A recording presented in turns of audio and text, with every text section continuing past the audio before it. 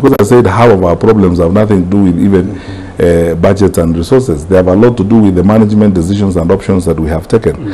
And because of that, I believe, it deep in my heart, I believe that, you know, if you bring Kenyans together and build trust with them, there's nothing you can't achieve. I was in, and if you give me a minute or so on this matter, as a minister, I worked with nearly about 13 PSS. When you sample these people, I mean, all of them are brilliant people. They are, you know, class A material. Some of them are who have worked with international consulting firms and so on. You know why Kenya is an amazing country?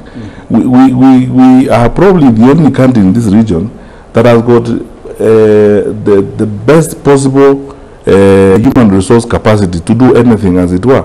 The challenge we face is the politicization of public service, disorganization on the part of those who are supposed to organize delivery of service, and sometimes infiltration of politics in these areas. That's why I believe that if people are really, and I believe Kenyans have come to that point where they are tired of this drama and mzunguko ya siasa tunasema kila siku ya kubeba mabibilia kwenda huko kuimba kutanganya watu.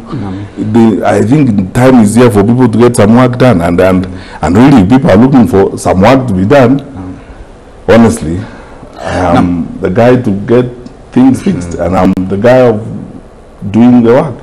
Let's go to doing now and fixing things.